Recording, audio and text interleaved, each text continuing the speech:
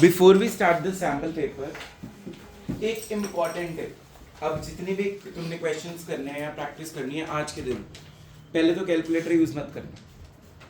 Second important tip, जब तुम कोई भी क्वेश्चन कर रहे हो, फॉर एग्जाम्पल तुम रिवैल्यूएशन अकाउंट बना रहे हो, पार्टनर्स कैपिटल बना रहे हो, तो तुम्हारे को एक चीज का ध्यान रखना है.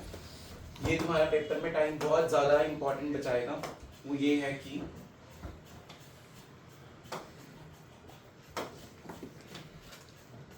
सपोज तुमने कोई भी लेजर अकाउंट बनाया, by buildings, by provision. Paper में अगर तुम यहाँ 1 लाख लिख रहे हो और अगला अमाउंट 10,000 है, बिल्कुल इसके नीचे ऐसे लिखना है, सिमेट्री में. ऐसा क्यों?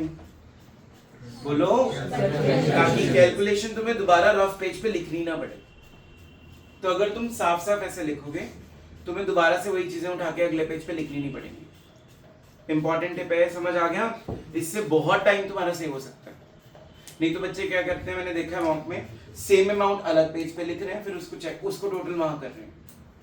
अगर आप साफ साफ यहीं लिखो तो यहीं टोटलिंग हो जाएगी. सेकेंड इंपॉर्टेंट है, ये तुम्हारी आंसर शीट है. सपोज कोई भी क्वेश्चन स्टार्ट करना है तुमने, क्योंकि ये ऑनलाइन बेस्ड मार्किंग होने वाली है. कोई भी क्वेश्चन स्टार्ट करना है तो आंसर नंबर, ये मैंने आपको ऑलरेडी बता दिया था, मार्जिन की लेफ्ट साइड पे लिखना है बड़ा बड़ा. उसके बाद जब आप क्वेश्चन को शुरू कर रहे हो, कभी भी राइट वाली शीट से स्टार्ट मत करो. आंसर, नया आंसर कभी भी राइट वाली शीट से स्टार्ट मत करो. पूछो क्यों? तुम्हें बार बार पेज पलट के पीछे से देखना पड़ेगा कैलकुलेशंस को. तो always start from the left side. Am I clear?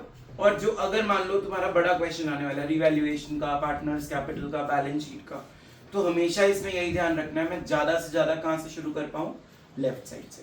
अगर एक पेज बच भी रहा है बीच में, सपोज हम पेपर कर रहे हैं और हमारा वही पेज आ गया, राइट वाला पेज आ गया, अब आंसर नंबर हमारा 23 शुरू हो गया, बड़ा क्वेश्चन है सपोज, तो वहां पे क्या लिख दो? बड़ा बड़ा रफ वर्क, नीचे PTO, वहीं पे कैलकुलेशंस 2-4 दिखा दो, ताकि हम एग्जामिनर को ये शो कर पाए कि हमने इस पेज को स्पेसिफिकली किसके लिए नाम दे दिया?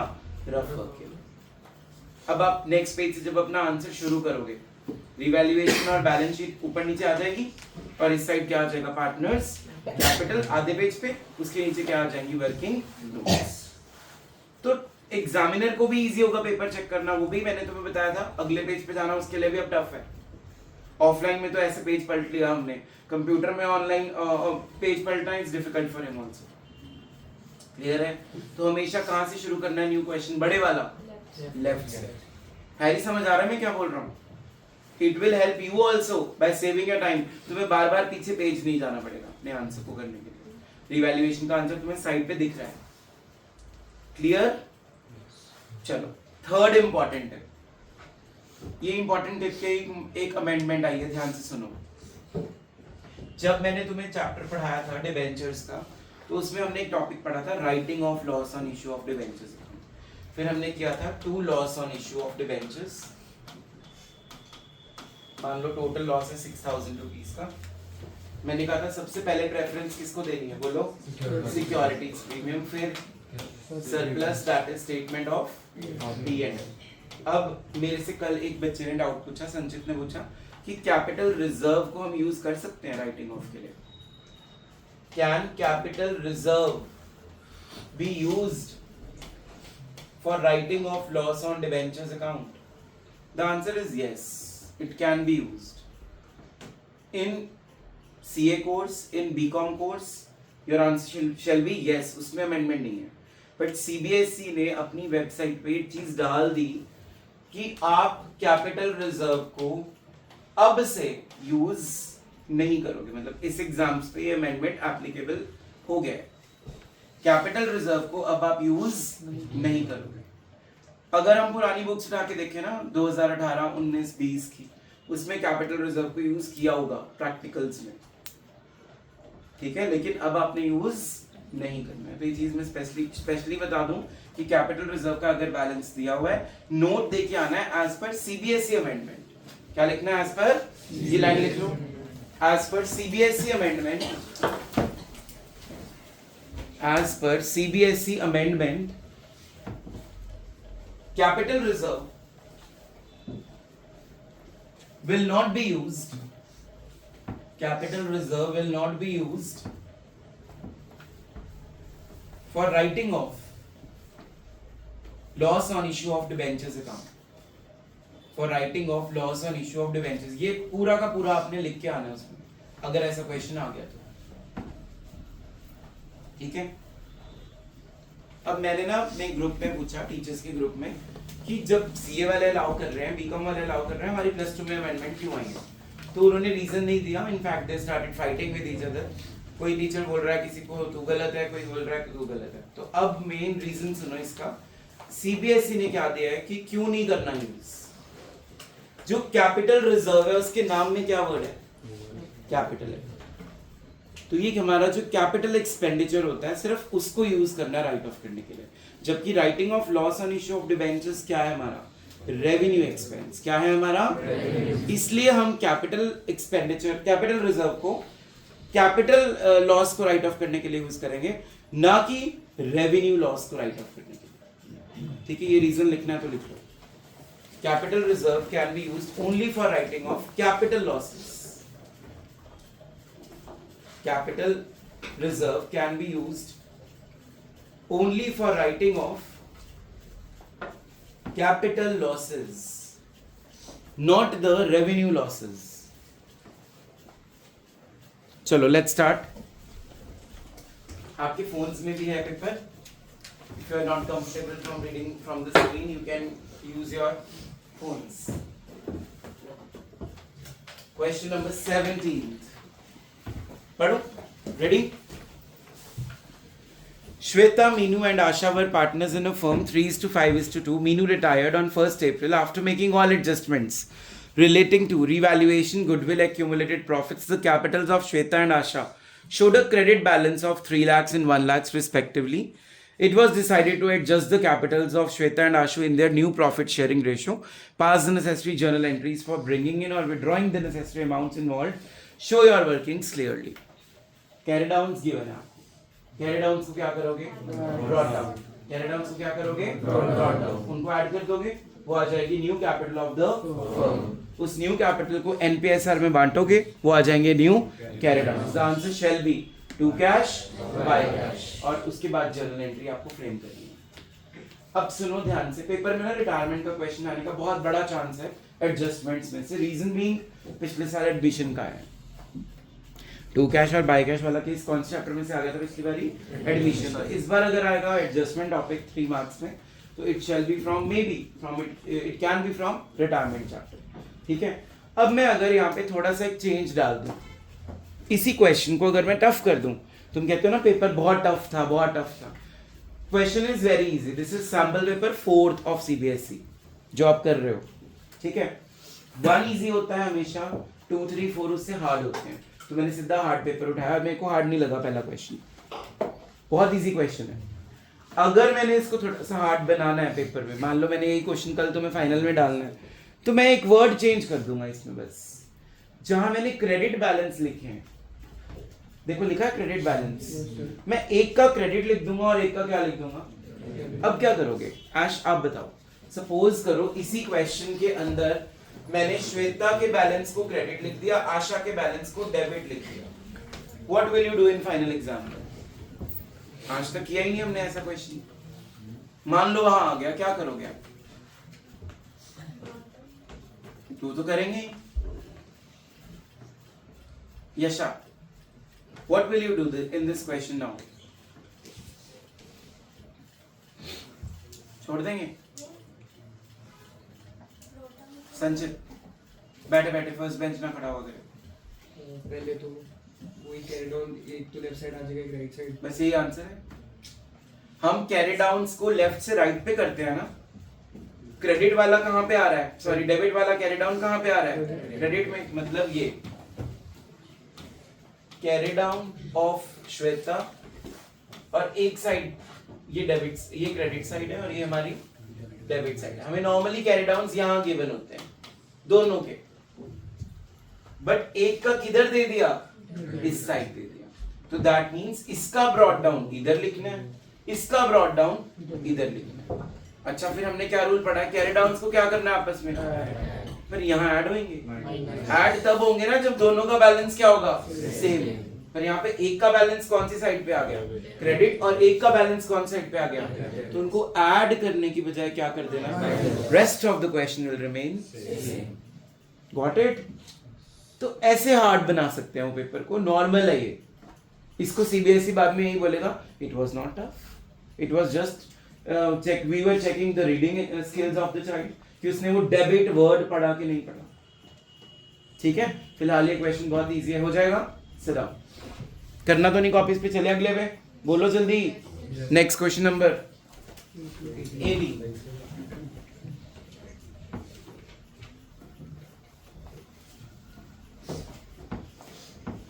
Asha, Disha and Raghav were partners 2:3:1. According to the partnership agreement, Raghav was guaranteed an amount of 40,000 as his share of profits. The net profit amounted to rupees 1,20,000. I think इससे easy question नहीं है। आपने सिर्फ simple उसको NPSR में बांटना, और NPSR भी I think given है 2:3:1। बस जो उसको उसमें ऐड कर देना और बाकियों से क्या कर देना, माइनस। क्लियर है? और अगर मैं यहाँ पे रेशियो ना दूं तो क्या ले लोगे, इक्वल, और गारंटी की रेशियो ना दूं तो पीएसआर ही गारंटी की रेशियो बन जाएगी। फॉर एग्जांपल हमने इस क्वेश्चन में गारंटी किसको देनी है, राघव को देनी है, तो 2:3 में आप उसकी गारंटी की रेशियो मान लोगे, क्योंकि टोटल रेशियो क्या है, 2:3:1। तो 1 वाले को हटा दो, क्या बन गई गारंटी की रेशियो, 2:3। चलो जी, चॉइस वाला क्वेश्चन पढ़ते हैं। Sita, Geeta and Lalita were partners in a firm 2:2:1. Sita had personally guaranteed that in any year Lalita's share of profit, personally guaranteed, reading time में अगर तुमने ये वर्ड को अंडरलाइन ना किया, पर्सनली गारंटेड, तुम्हारा क्वेश्चन गलत हो जाएगा। कितना सिंपल क्वेश्चन है। अब पर्सनली गारंटेड बच्चे पढ़ते ही, वो सोचते हैं बस वही 3:1 है तो 3:2 में बांट दो। यहाँ पे क्वेश्चन में क्या बोला है, कौन दे रहा है गारंटी, सिर्फ सीता दे रही है, तो बस उसी में से क्या कर देना है, माइनस, और जिसको गारंटी देनी है उसमें क्या कर देना है। तो रीडिंग टाइम में वो जो 15 मिनट है ना, उसमें से 5 मिनट तो अपनी शीट के निकाल दो, बचे कितने, 10 मिनट। उसमें हो सकता है तुम थोड़ा सा तंग भी हो, तुम्हें एंजाइटी भी हो रही होगी, पेपर आने वाला हाथ में या आ चुका होगा, सॉरी। तो ये चीज का ध्यान रखना है कि हमने बिना डरे पेपर को खोलना है। और सबसे पहले कौन सा क्वेश्चन खोलना है, सबसे पहले खोलना है जिसमें चॉइस है। सबसे पहले कौन सा क्वेश्चन पढ़ना है, क्योंकि वो दोनों क्वेश्चन पढ़ के क्या डिसाइड करना है हमने, कि हमने कौन सा करना है। एंड नेवर सी जो छोटा है क्वेश्चन वो इजी होगा, वो कम टाइम लेगा, ये कभी मत सोचना। कॉमन साइज का क्वेश्चन आया था लास्ट टाइम, इतना सा 2 लाइनों का, वो बच्चों ने काट काट के दोबारा दूसरे वाला ही किया। तो ये ध्यान रखना है आपने, don't go with the length, don't जज the question by its length. Clear है? दोनों क्वेश्चन पढ़ो, जिसकी एडजस्टमेंट तुम्हें लगता है तुम्हें आती है, चाहे वो बड़ी हो एडजस्टमेंट्स, 4 हो 5 हो, और ऊपर वाली चॉइस में 2 ही हो, तुमने कौन सा अटेम्प्ट करना है, जो तुम्हें अच्छे से आता है। ये ना हो तुम दूसरा अटेम्प्ट करना शुरू कर दो, फिर तुम उसको काट के नीचे वाला करते हो। तो पहले ही डिसाइड कर लो, चाहे 15 मिनट में 4 ही क्वेश्चन पढ़े जाएं, बट उन चारों में बाद में हौच पौच नहीं होना चाहिए कुछ भी, नहीं तो it will waste your time और एग्जामिनर पे बैड इम्पैक्ट कि इसको ये टॉपिक नहीं आता। ठीक है? अगर तुम पार्ट ए को 34 उल्टा शुरू करते हो तो उल्टा करो सारा क्वेश्चन, अगर सीधा शुरू करते हो तो सीधा करो। ठीक है बच्चों? एक इंपॉर्टेंट चीज जो बच्चे डर जाते हैं पेपर देखते ही, तुम नॉर्थ रीजन में हो, तुम्हारा जो रीजन है वो कौन सा है, नॉर्थ है। तुम्हारे क्वेश्चन पेपर में 3 पार्ट्स होंगे, part A partnership and companies, part B financial statements, part C computerised accounting. उसको देख के डरना मत कि ये क्या आ गया, सर ने तो पढ़ाया ही नहीं कभी, हमारे सिलेबस में नहीं है वो। हमें चॉइस मिली हुई है पार्ट बी और पार्ट सी में से एक चीज बच्चों को पढ़ानी। नॉर्थ में पार्ट बी चल रहा है, साउथ वाले बच्चों के लिए कंप्यूटर्स है। समझ गए? तो पेपर देख के घबराना मत, ये क्या आ गया, उसमें टैली वगैरह बहुत कुछ होता है, वो रीड मत करना पोर्शन को, कंप्यूटर्स वाले पोर्शन को रीड मत करना। 2016 में एक बच्चा कंप्यूटर्स कर रहा था पेपर में बिना पढ़े। समझ आ गया? तो ये चीज का ध्यान रखना है। तो अब जैसे इसमें वर्ड आया पर्सनली गारंटीड, इसको अंडरलाइन करना बहुत इंपॉर्टेंट है। अगर मान लो हमने क्वेश्चन पहले नहीं पढ़ा, तो whenever you are starting a question without reading it, पहले पूरा क्वेश्चन 2 टाइम्स पढ़ लो, जो तुम्हें लगता है इसमें मेन चीज याद रखनी है उसको अंडरलाइन कर दो उसी टाइम। ठीक है, तो ये हो जाएगा क्वेश्चन, इसको भी करने की जरूरत नहीं है। चले आगे, बोलो भाई क्वेश्चन नंबर 19।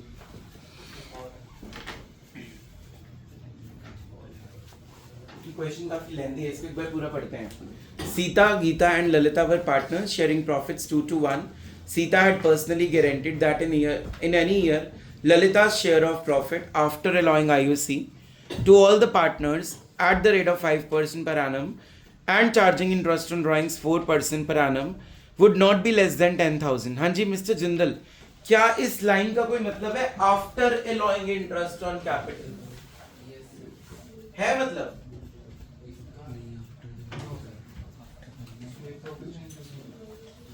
नहीं, जब हमने एक टॉपिक पढ़ा था गारंटी में इंक्लूडिंग आईओसी, एक्सक्लूडिंग आईओसी या एक्सक्लूडिंग सैलरी, तो मैंने कहा था एक्सक्लूडिंग वाली लाइन तुम्हारे लिए क्या है? यूजलेस। इंक्लूडिंग वाली में क्या करना है, जितना उसका आईओसी बन रहा है और जितना उसका प्रॉफिट बन रहा है पहले उनको ऐड कर लो, फिर गारंटीड अमाउंट देखना है। तो अब बताओ इस क्वेश्चन में आफ्टर अलाउइंग आईओसी का मतलब ये है कि इंक्लूड करेंगे आईओसी?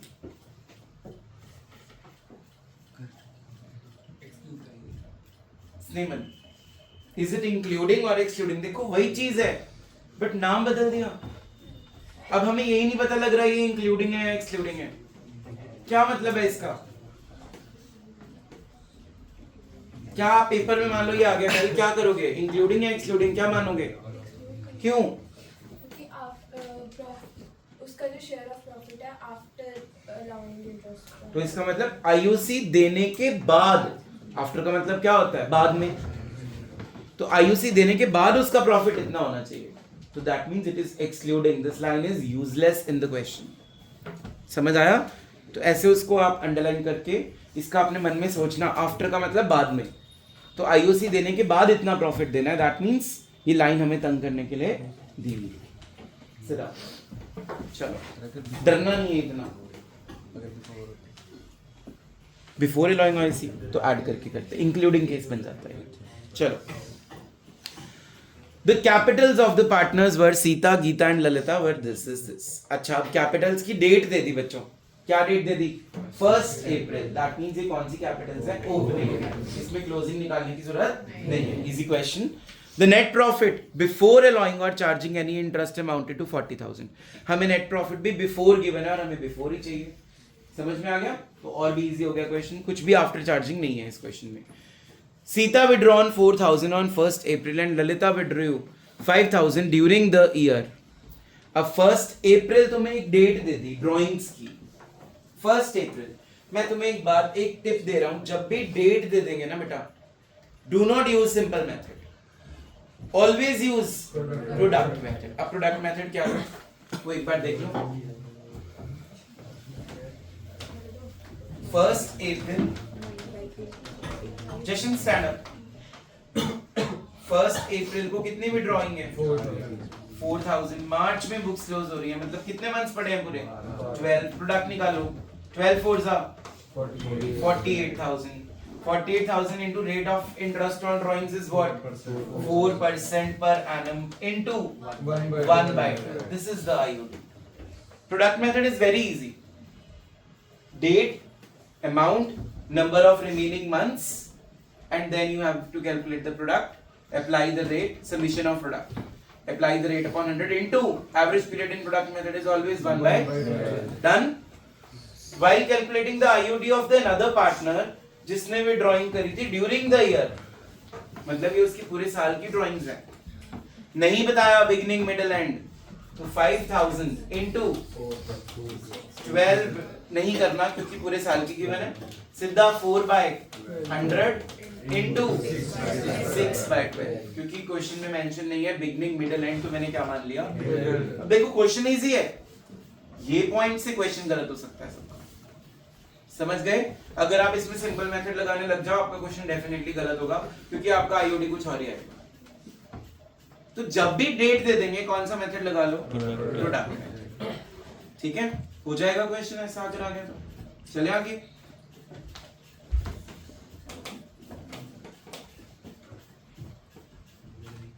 चलो जी, क्वेश्चन नंबर 19।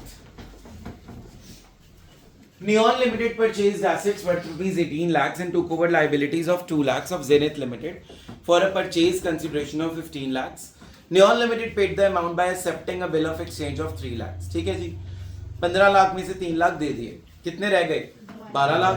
12 लाख को हमने क्या देने हैं? डिबेंचर देने हैं. कितने का एक डिबेंचर है? 100 का. प्रीमियम कितना है? 20%. तो कितने से डिवाइड करेंगे? 120 से. तो हमने 12 लाख को पहले 120 से क्या करना है? डिवाइड. नंबर ऑफ डिबेंचर्स निकालूंगा 10,000. तो एंट्री हो जाएगी, वेंडर का नाम दिया हुआ है तो वही लिखना. 2 bills payable, 2 equity share, equity है प्रेफरेंस है, डिबेंचर है, 2 dash percentage of debentures, 2 securities. हमने उसको 15 लाख देने थे, 3 लाख का बिल पेबल दे दिया, 10,000 debenture into 100, 10,000 debenture into 20. Question खत्म. मेन नंबर किसके हैं? ब्रैकेट में अगर ये नहीं लिखा तो मार्क्स नहीं आएंगे. Easy question.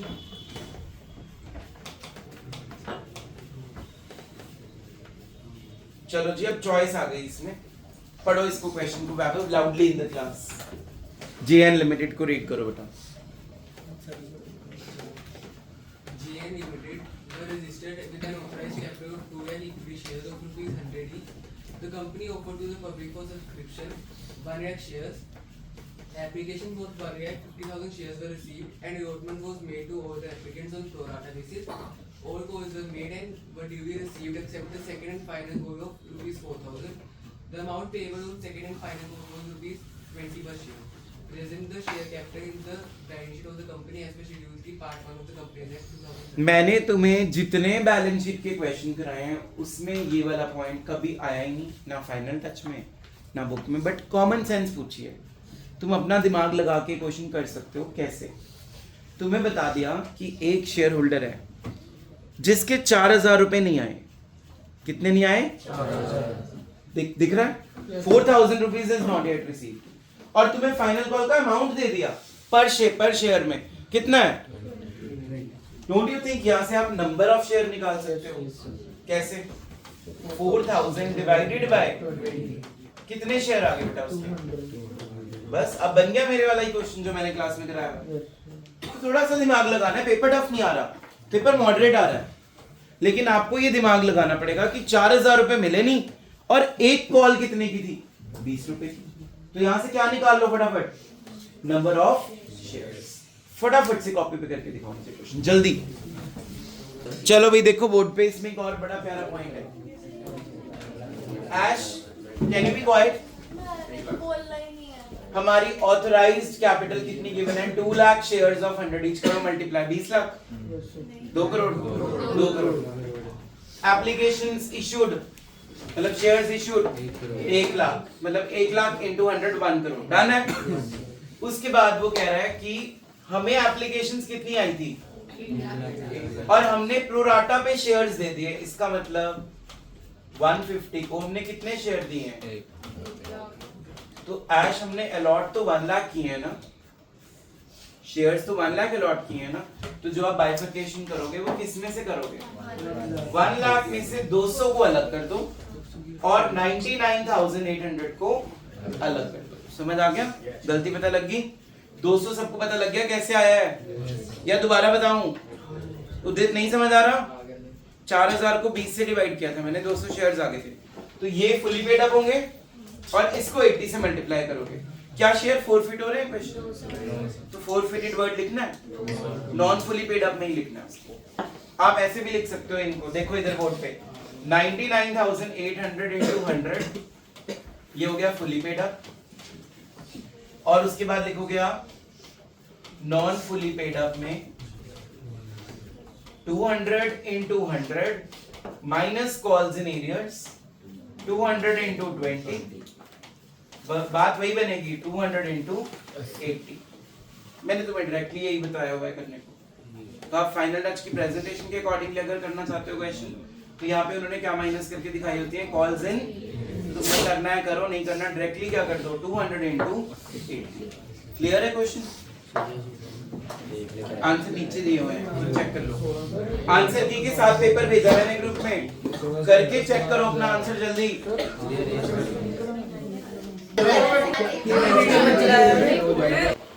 चलो जी, question number 22। JKL were partners in a firm 4:5:1. Their firm was dissolved. On the balance sheet, 1,34,000 were debtors and a balance of 14,000 in the provision for doubtful debts. Both the accounts were closed by transferring their balance to the realization account. 4,000 of the debtors became bad and nothing could be realized from them on realization. पहले यहाँ तक बनाओ balance sheet और realisation, जल्दी draw the balance sheet and draw the realisation. देखो balance sheet में debtors का amount,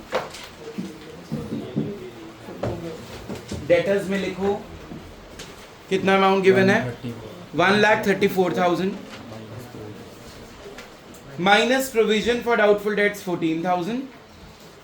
कितने हो गए डेटर्स? 120 के हो गए।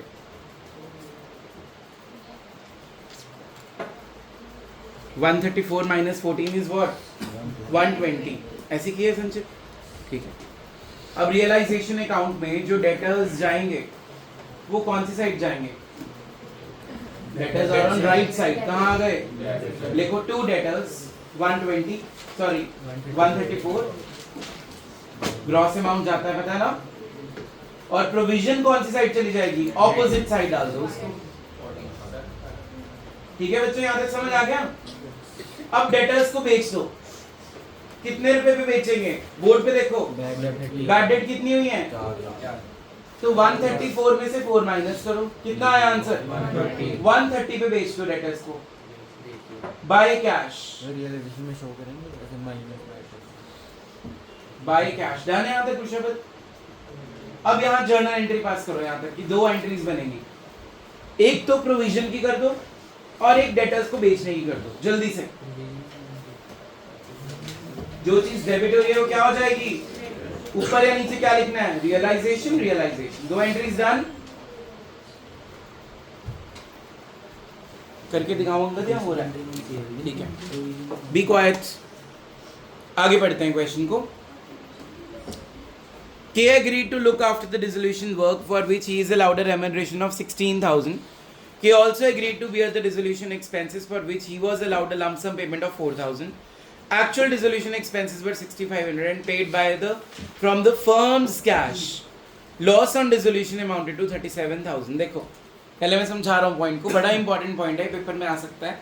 के जो है वो पार्टनर है, उसको हमने कितने पैसे देने हैं? 16,000 रुपये देने हैं। ठीक है कि तू रेम्यूनरेशन का सारा खर्चा करना, मतलब हम देखो रेम्यूनरेशन दे रहे हैं, सारा कुछ तू करेगा। K also agreed to bear dissolution expenses. K को हमने बोला कि खर्चा भी तेरी जेब से होगा, लेकिन हम तेरे को उसके लिए भी अलग से कितने पैसे दे देंगे? 4,000। लेकिन एक्चुअल एक्सपेंसेस हो कितने गए? 6,500। और वो किसने पे करे हैं? फर्म ने। फर्म ने किसके बिहाफ पे पे करे हैं? के। तो दैट मींस के फर्म के लिए डेटर बन गया। क्या बन गया? पॉइंट समझ आ रहा है? चलो अब लॉस से पहले को करते हैं सॉल्व। के को हम टोटल पैसा कितना दे रहे हैं? वैभव जिंदल 20,000। इसकी जर्नल एंट्री बता दें। रियलाइजेशन टू के, तो जहां पे आप रियलाइजेशन अकाउंट बना रहे हो उसमें डेबिट साइड लिख दो 2 केस कैपिटल 20,000। 2 केस कैपिटल 20,000 लिख दिया भाई। वैसे मैं तो सिंगल करूंगा। 16,000 भी उसको दिया है, 4,000 भी दिया है, तो टोटल कितना दिया है भाई? मनस्वी 16 + 4 इज व्हाट? 20,000। डन है यहाँ तक? ऊपर में के बिहाफ पे मैं पेमेंट कर रहा हूँ, तो कैश तो मेरा जा रहा है, तो एक और एंट्री बनेगी इसकी 2 कैश। मैंने बाद में के से पैसा लेना है, तो के मेरा क्या बन गया? डेटर। तो एंट्री बन गई K's capital account debited to cash. लिख लो ये journal entry directly, K's capital account debited to cash account. और जो तुमने अभी रियलाइजेशन में पोस्ट करा है उसकी जर्नल बनाना 20,000 वाले की। Realisation account debited to K's capital 20,000। समझ आ रहा है क्वेश्चन? या मैं बोर्ड पे लिख के करूं? आ रहा है हरी समझ? कितनी एंट्रीज होगी? एक प्रोविजन को ट्रांसफर करने की, नंबर 1, दूसरा डेटर को बेचने की, तीसरा उसकी रेम्यूनरेशन पे करने की, और 4,000 अलग लम सम पे करने की, और चौथी जो डिसोल्यूशन एक्सपेंसेस फर्म ने पे करे हैं उसके बिहाफ में 4 एंट्रीज डन है। अब लॉस रियलाइजेशन में केडी साइड पे होता है?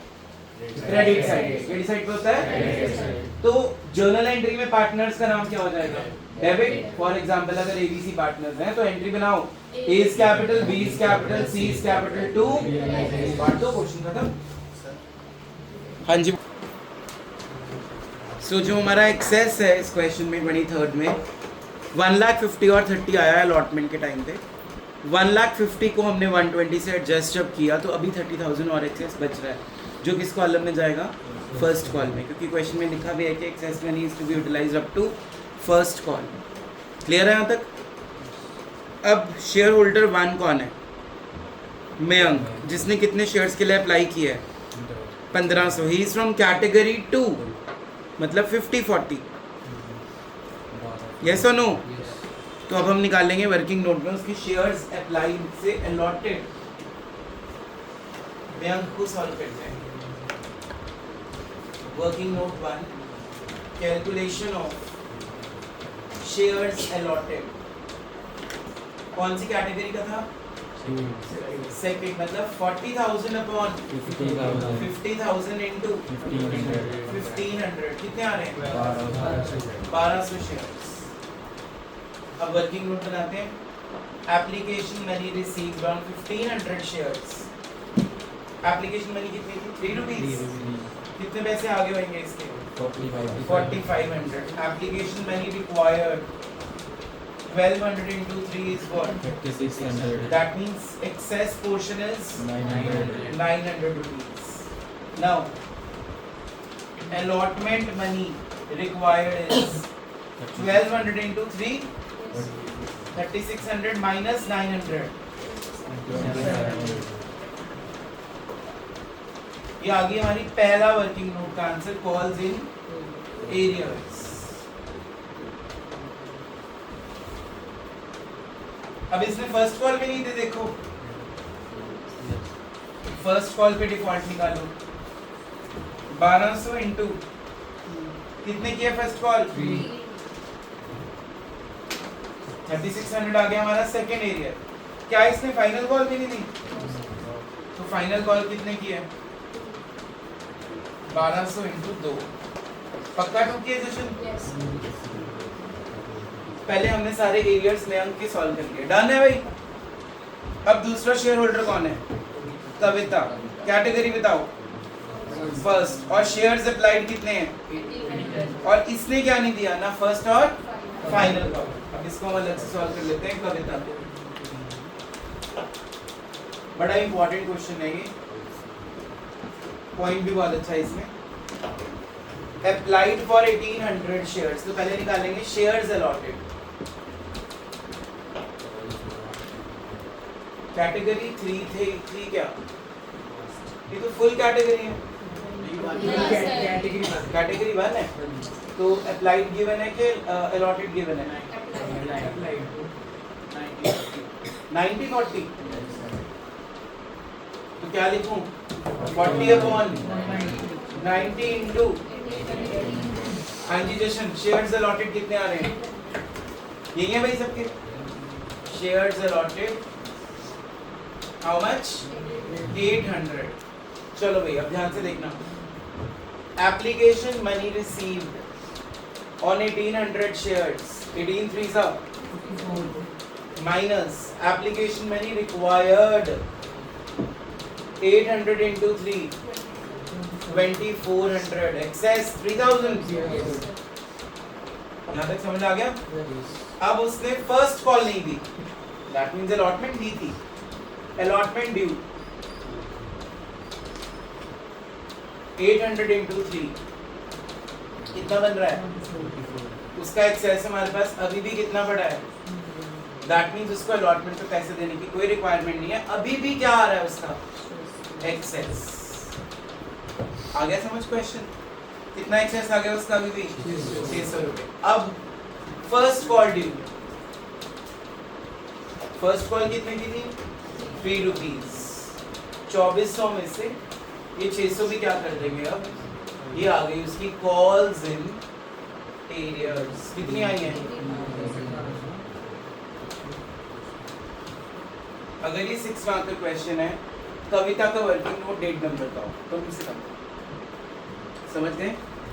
चलो उसके बाद फाइनल कॉल भी नहीं दी इसमें, चेक करो फाइनल कॉल ड्यू 800 into 2। ठीक है जी, अब एंट्रीज की बात कर लेते हैं फटाफट से। Journal entry number 1, bank account debited to share application. Arshi, third column का टोटल क्या था बेटा?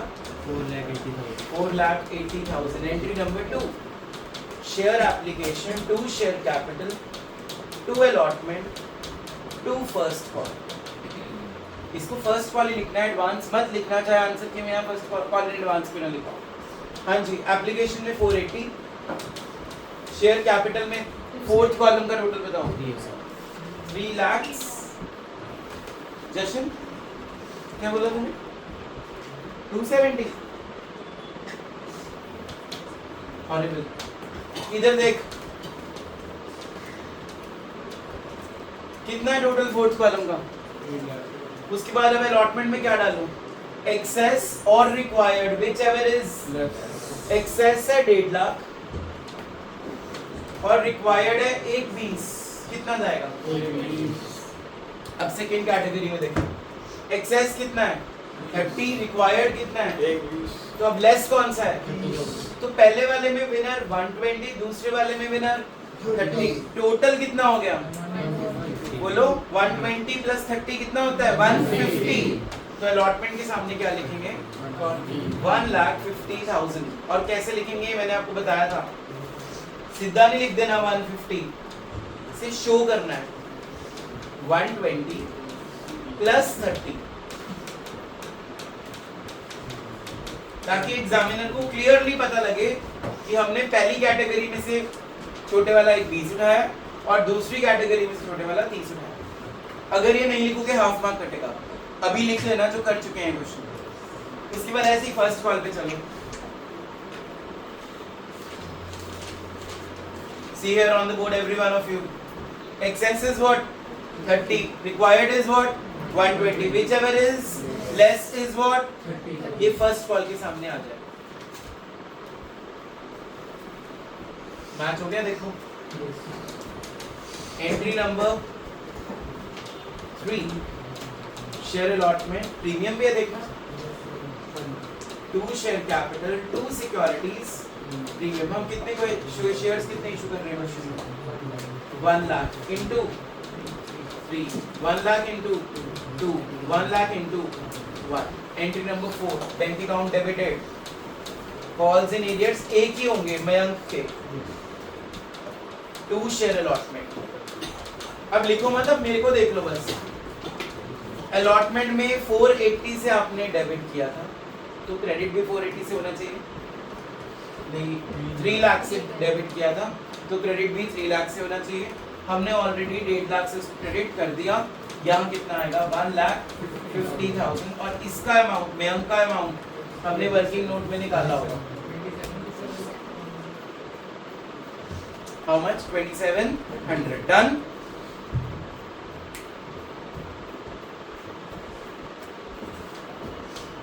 वन 150 में से 2700 माइनस करके आपका कौन सा आंसर आ जाएगा? बैंक का। Entry number 5, share first call to share capital, 3 rupees की थी ये भी, तो इसमें भी कितना आ जाएगा? 3 lakh. Bank account debited, calls in arrears of Mayank, calls in arrears of Kavita, 2 share first call, 3 lakh. हाँ जी, मयंक के एरियर्स हमने निकाले होंगे ऊपर 3600 और कविता के 1800।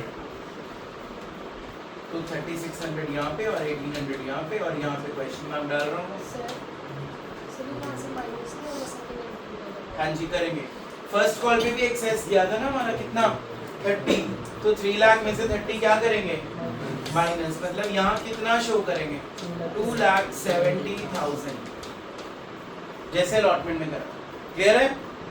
Entry number 7, share final call to share capital, 2 रुपए की थी।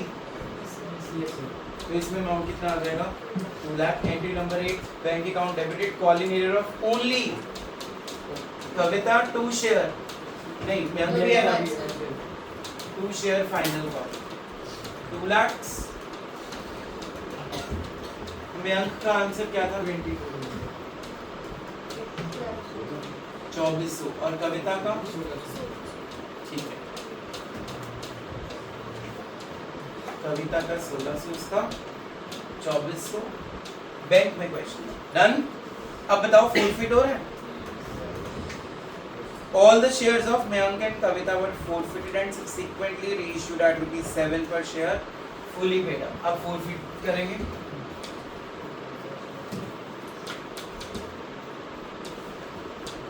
Mayank and Kavita, share capital, securities premium debit होगा, 2 calls in arrears, 2 calls in arrears, 2 calls in arrears, 2 shares forfeited। अब इस कविता ने तो अलॉटमेंट दे दी थी, तो प्रीमियम डेबिट नहीं होगा। Share capital, 2 calls in arrears, 2 calls in arrears, 2 forfeited। हाँ जी संचय, how many shares of Mayank? Allotted shares into एक शेयर की वैल्यू, प्रीमियम की वैल्यू, एरियर ऑन अलॉटमेंट कितना डेबिट किया था 2700 फर्स्ट कॉल पे और फाइनल कॉल पे। फोरफिटेड में कितना आ रहा है? चलो जी, कविता के केस में शेयर कैपिटल में कितने शेयर्स थे इसमें? 800 इंटू 10। पहली एरियर इसकी कितनी आई थी? 1800। दूसरी arrear forfeited. Balance stand up. इसमें प्रीमियम डेबिट क्यों कर रहे हैं और इसमें क्यों नहीं कर रहे हैं?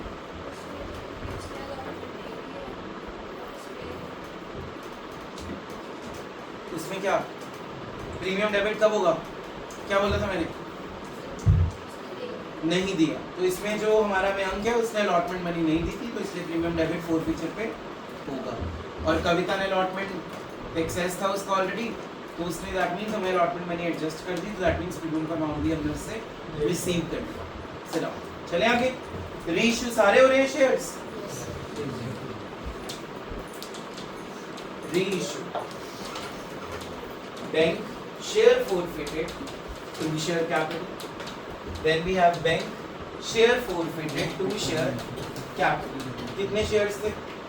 1200 into 7। Is it fully paid up? Yes। तो 1200 into 10, इधर 800 into 7, इधर 800 into 10, तो forfeited में यहाँ पे आ गया 2400 अमाउंट, बोलते नहीं, और यहाँ पे आ गया 3600 अमाउंट।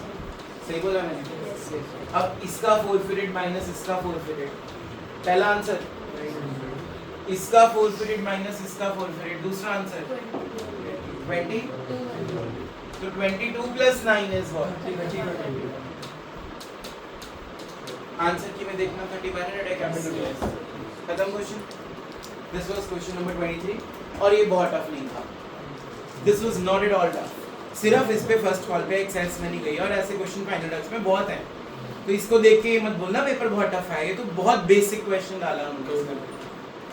जो मैंने कल इनका मॉक लिया ना, कल परसों, और जो बैक डेज थे उसमें तो उन्होंने शेयर्स के लेजर अकाउंट्स पूछे हैं, application account, premium account, share capital account. तो वो होता है टफ क्वेश्चन जिसमें बहुत टाइम लगता है। दिस वाज बेसिक क्वेश्चन, ऐसे ही आएगा। चले आगे। पहले मुझे बताओ अपनी अपनी। सिमरन रीड द क्वेश्चन जो चॉइस वाला है शेयर्स का, जल्दी।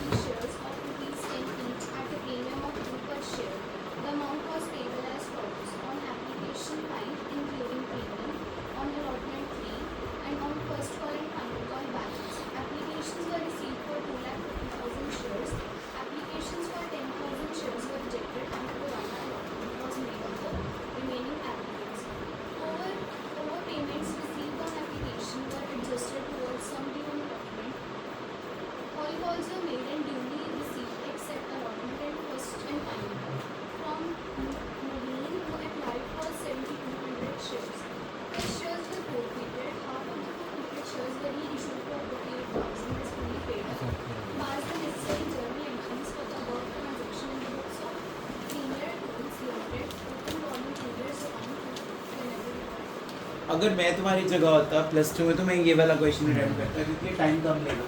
इसमें सिर्फ कैटेगरीज जो है वो बहुत कम है, ठीक है। तो इसमें पॉइंट क्या है, कुछ भी नहीं है इसमें, तो बहुत सिंपल क्वेश्चन है ये। 2.5 लाख एप्लीकेशंस आई हैं, 10,000 रिजेक्ट हो गई 10, और टोटल हमने कितने इशू करने हैं 2 लाख। तो दैट मींस 240 को 2 लाख दे दिए, एक ही लाइन बनेगी प्रोराटा। इजी है ना ये क्वेश्चन। अब इसमें पॉइंट क्या है, बेसिकली नवीन ने अप्लाई कितने के लिए किया है 7200 के लिए, तो पहला स्टेप क्या निकालेंगे उसके शेयर्स अलॉटमेंट, और इस क्वेश्चन में एक्सेस अलॉटमेंट तक ही है और भी इजी हो गया, फर्स्ट कॉल तक जाना ही नहीं। तो सिमरन मैं आपको ये एडवाइस दूंगा, आप ये क्वेश्चन करना पेपर में अगर ये आया ऐसा है, ये आपको पहले 30 मिनट्स में ये चीज डिसाइड करनी पड़ेगी। इसमें भी एक पॉइंट है छोटा सा, यहाँ सारे शेयर्स फोरफिट होकर रीइश्यू नहीं होते, हाफ हो रहे हैं, मिल गया होगा तुम्हें, अलॉटेड तुम निकाल लोगे, उसका हाफ तुमने रीइश्यू करना है। कैपिटल रिजर्व निकालते हुए वो यूनिटरी मेथड जरूर लगेगा, बट ये क्वेश्चन कम टाइम लेगा बोर्ड एग्जाम में ऊपर वाले क्वेश्चन से। उसमें कितने शेयर होल्डर्स थे 2, और दोनों के क्या बनने थे working notes.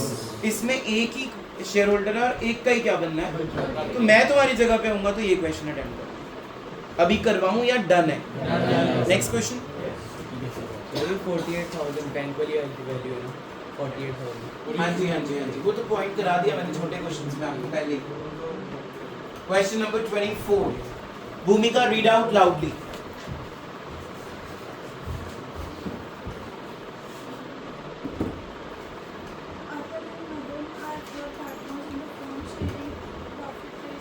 Wait, just gonna read the question. Other and Nathan were partners in a firm sharing profits in the ratio of 5:3. On 31st March 2011, they admitted Mehra as a new partner for conflict sharing profits. कल के paper में एक point आ सकता है, ध्यान से सुनना मुझे, बहुत ध्यान से। जैसे मैंने यहाँ 1/5 लिख दिया ना इस पेपर में, तो मैं 1/5 डिलीट कर दूंगा, मैं शेयर ही नहीं दूंगा तुम्हें। तो तुम्हें न्यू पार्टनर का शेयर कहाँ से मिलेगा, उसकी न्यू रेशियो देखो क्या है, 5:3:2। तो थर्ड वाला न्यू पार्टनर हुआ ना, तो 2/10, वो भी क्या बन रहा है 1/5। तो अगर कल के एग्जाम में कुछ ऐसा लोचा कर दे सीबीएसई कि यहाँ पे तुम्हें ये चीज डिलीट कर दे, तो तुम्हें न्यू रेशियो कहाँ से उठानी है, एनपीएसआर में से उठानी है। डन है, क्लियर है, ढूंढते मत रहना उसको कि कहाँ है, एनपीएसआर का लास्ट वाला होगा उसका शेयर। चलो आगे।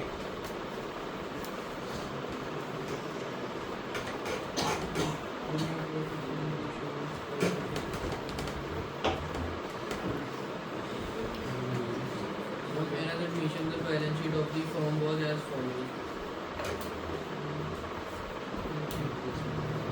Liabilities. आप पढ़ क्यों नहीं पा रहे हो, अंगद रीड इट, सारी पढ़नी है, वैल्यूज मत बोलना, बस आइटम्स बोलो। Liabilities provision for bad debt. देखो सबसे पहली गेम तुम्हारे साथ यही खेल दी उसने, अब रिवैल्यूएशन बना रहे हो तुम। मैंने क्या रूल बताया, न्यू ओल्ड, और ये हमें कहाँ दी होती थी हमेशा, तो हम देखते थे यहाँ से, पर यहाँ तो हम भूल जाएंगे। तो रीडिंग टाइम में इस पे क्या बनाना है, ताकि हम प्रोविजन को डाल दें क्रेडिट साइड रिवैल्यूएशन। ये बहुत अच्छा पॉइंट है, इधर डाल दिया उन्होंने प्रोविजन, बच्चा ये देखेगा ही नहीं क्योंकि उसको आदत क्या है देखने की, डेटर्स माइनस प्रोविजन, जबकि प्रोविजन कहाँ दे दी उन्होंने, तभी तुम्हारे मार्क्स नहीं आ रहे, तुम लोग ये चीजें नहीं देखते हो। तो रीडिंग टाइम में नहीं मिल रहा अगर टाइम, तो जब क्वेश्चन शुरू कर रहे हो तब बनाओ स्टार, या अंडरलाइन करो, नहीं करोगे तो दिखेगा ही नहीं जब तुम रिवैल्यूएशन बना रहे हो। Divyanka, are you getting the point or not? हाँ जी स्नेमन, ये पॉइंट्स गलत नहीं होने चाहिए पेपर में अगर आगे। चलो जी आगे बढ़ो, Debtors, government compensation fund, बनाना चाहिए इस पे स्टार। चलिए, capital accounts, Atul and Mother, land and building, machinery, patents, stock, debtors, cash, profit and loss. Profit and loss पे बनाना चाहिए स्टार। Yes, sir. तो जिन पे स्टार बनाया है मैंने, मतलब इन पे हमने ज्यादा एम्फेसिस करना ही करना है। चलिए हम एडजस्टमेंट्स पे,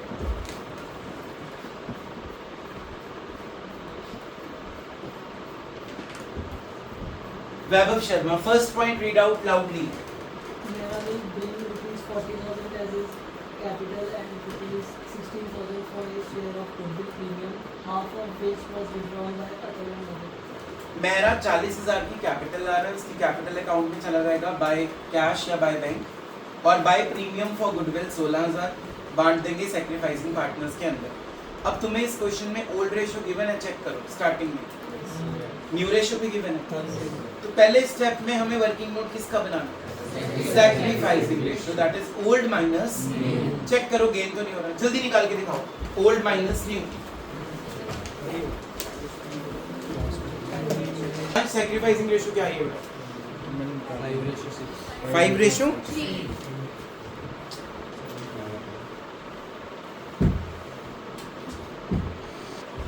चलो भाई, अब क्या हमें मनस्वी पहले पॉइंट में कुछ अंडरलाइन करना चाहिए अगर हम रीडिंग करते हुए क्वेश्चन पढ़ रहे हैं। पहले पॉइंट में बहुत अच्छा पॉइंट है,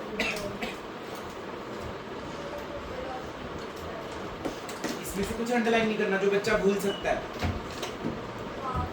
हाफ क्या, विड्रॉन गुडविल की ट्रीटमेंट बता, पार्टनर्स कैपिटल में कौन सी साइड पे आएगा और क्या लिखेंगे उसमें।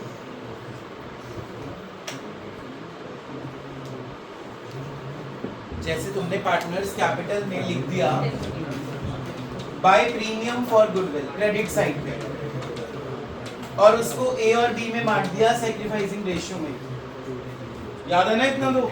अब विड्रॉ हो गई, इसकी क्या ट्रीटमेंट होगी, पार्टनर्स कैपिटल डेबिट होगी, लिखेंगे क्या, टू गुडविल या to cash, to cash, very good, क्या लिखेंगे, टू कैश। और क्या ये बैलेंस शीट अगर बनानी आ गई इस क्वेश्चन में, क्या कैश में से माइनस होगी जो विड्रॉ हो रही है, बोलो जल्दी, हाफ विड्रॉ हो रही है तो हाफ माइनस होगी, मतलब कि 16,000 वो गुडविल लाया, ये पहले प्लस, 8,000 विड्रॉ हो गई, ये क्या कर देंगे, minus, got it, sit down, very good. अब कल के मॉक में क्वेश्चन डाला था मैंने रिटायरमेंट का, उसमें हैरी महाराज जी ने एक पार्टनर का सैक्रिफाइस निकाला हुआ था, उसकी सैक्रिफाइसिंग रेशियो ही गलत थी। दूसरे हैरी महाराज जी ने पूरा रिवैल्यूएशन बना लिया, पार्टनर्स कैपिटल बना लिया, मुझसे चेक भी करवाया कि सर मैंने ठीक किया है, मैंने कहा हाँ बिल्कुल सही किया है। मैंने अपने फ़ोन में क्वेश्चन पेपर खोल के देखा, वहाँ पूछा हुआ है जर्नलाइज, हाँ जी पास की थी जर्नल एंट्रीज, एक एक एंट्री करनी थी रिवैल्यूएशन की, एक एक एंट्री करनी थी पार्टनर्स कैपिटल की। It was very lengthy question, ऐसा आ सकता है कल भी, उसमें बैलेंस शीट फिर नहीं पूछेंगे अगर जर्नलाइज पूछेंगे तो। बेटा नहीं, सिर्फ उसकी जर्नल एंट्री पास नहीं करनी, टू कैश बाय कैश की। जब बड़ा क्वेश्चन बोल रहा है ना journalise, that means you have to solve, जो रिवैल्यूएशन में तुमने बाय बिल्डिंग लिखा है उसकी भी जर्नल एंट्री लिखो, प्रोविजन लिखी है उसकी भी लिखो, प्रॉफिट या गेन निकाला है, लॉस निकाला है, उसकी भी एंट्री लिखो। प्रॉपर फॉर्मेट में 16 एंट्रीज होनी थी उस क्वेश्चन में, 16 जर्नल्स थी उसके अंदर। अब वो 0.25 की भी नहीं बनती मार्किंग, देखो तो अगर तुम 0.25 से भी कम का एक एंट्री का नंबर है। तो रिवैल्यूएशन और partners capital were working notes yesterday's mock, बिना फॉर्मेट के बनाने थे, वो मेन जर्नल्स दिखने चाहिए। तो हमेशा ध्यान रखना क्वेश्चन में क्या पूछा है, तुम सीधा क्वेश्चन देखते हो एडमिशन का, चल रिवैल्यूएशन, साथ ही बैलेंस शीट पूछी भी ना हो जाए, कईयों ने बनाई हुई थी, जब बैलेंस शीट पूछी है तभी बनाओ, और जब रिवैल्यूएशन पार्टनर्स कैपिटल या बोला हुआ है प्रिपेयर लेजर्स तभी बनाने हैं फॉर्मेट्स में, otherwise that are what, working notes. Main answer should be journal entries. This game can be played tomorrow with you in your examination hall. तो वहां पे जाते ही पहले पढ़ो पूछा गया हमने, और अगर चॉइस वाला क्वेश्चन है और नीचे वाले लेजर्स हैं लेकिन वो थोड़ा सा टफ है, तो अगर तुम्हें लगता है तुम्हें टफ वाले पॉइंट्स आते हैं तभी अटेम्प्ट करना, नहीं तो जर्नल्स वाले ही करना। वो सारी एंट्रीज हैं, कुछ मार्क्स तो मिलेंगे ही, कुछ तो सही होगा ना उसमें। चले आगे, चलो come back to the question number 2।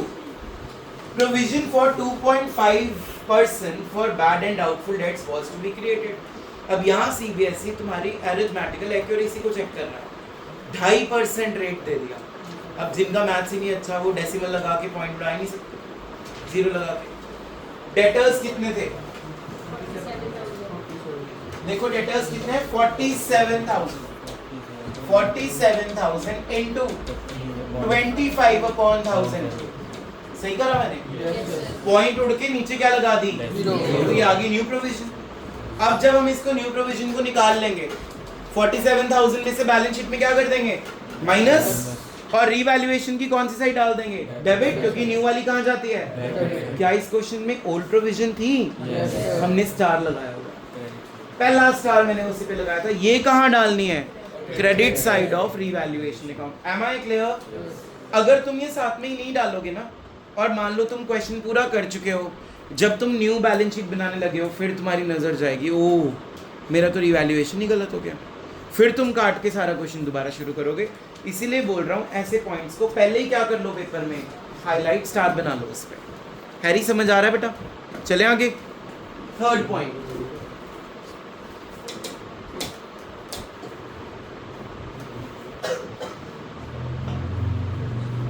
included in creditors was an item of 2500 रुपए which was not to be paid।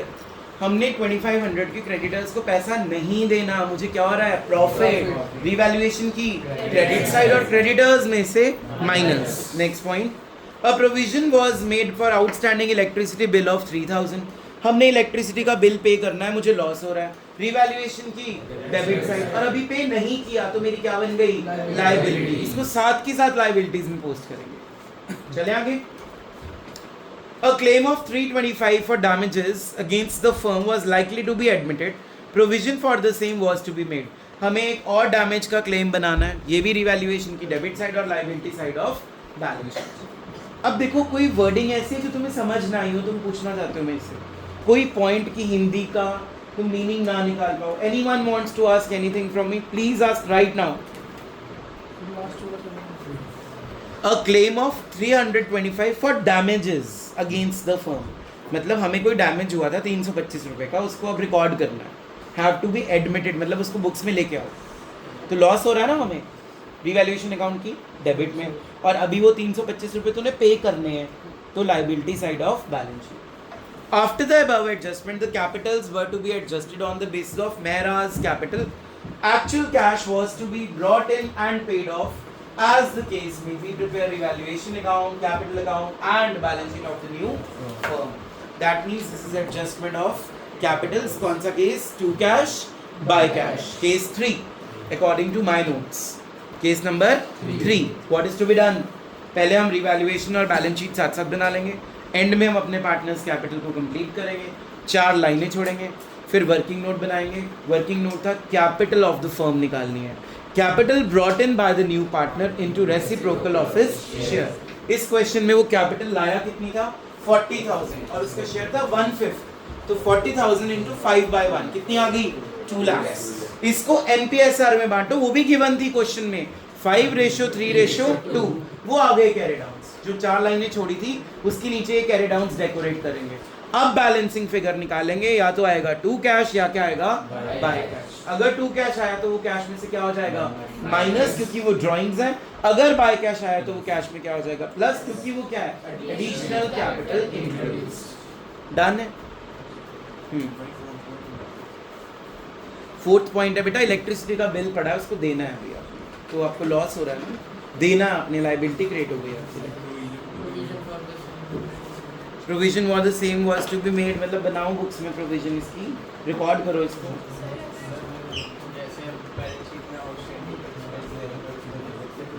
Liability side of balance sheet same copy paste, same copy paste. अगर उसकी एडजस्टमेंट है, वो बढ़ रहा होगा तो add कर दियो, कम हो रहा है तो माइनस कर दियो, नहीं भी करा तो अलग से तो लिखेगा ये आउटस्टैंडिंग को। अब मान ले इस क्वेश्चन में 2 आउटस्टैंडिंग निकल रहे हैं, एक बेटा ये प्रोविजन, एक बेटा ये क्लेम। अगर तेरे को बैलेंस शीट में कहीं आउटस्टैंडिंग गिवन ही नहीं है तो ये अलग नाम से आएंगे। अगर आउटस्टैंडिंग एक्सपेंस ऑलरेडी गिवन है, उन्हीं में क्या कर दो दोनों को, वो आपकी मर्जी है, उसके नंबर नहीं कटेंगे। आप चाहे ऐड करके लिख दो चाहे अलग लिख दो, यू विल गेट मार्क्स। अब इस क्वेश्चन में WCF की कोई एडजस्टमेंट नहीं थी, ये पार्टनर्स कैपिटल में क्या हो जाएगा? डिस्ट्रीब्यूट, लेफ्ट से राइट साइड। और P&L अकाउंट की भी कोई एडजस्टमेंट नहीं थी, वो राइट से कहाँ जाएगा? लेफ्ट पे। तो इन पे स्टार अगर नहीं बनाया होगा तो तुम भूल जाओगे एंड में, और तुम्हें याद तब आएगा जब तुम बैलेंस शीट फ्रेम कर रहे हो, और जब तुम बैलेंस शीट फ्रेम कर रहे हो तुम्हें सारा क्वेश्चन काटना पड़ेगा। तो पहले स्टार बना लेना इन 4-5 पॉइंट्स पे। तुम्हें समझ आ भी रहा है सिद्धांत जी? हाँ जी, कोई भी लिख दो एज यू। सर अगर WCF में लगा लो 10,000 का क्लेम होता तो लायबिलिटी साइड जाएगा बेटा। जो क्लेम है WCF का, जशन फिर आप बोलना स्टार्ट। चुप हो जाओ। अंश ने क्या क्वेश्चन पूछा, इसका answer they. 1 minute, don't repeat your question, बोलना, स्टैंड अप, दे आंसर दे।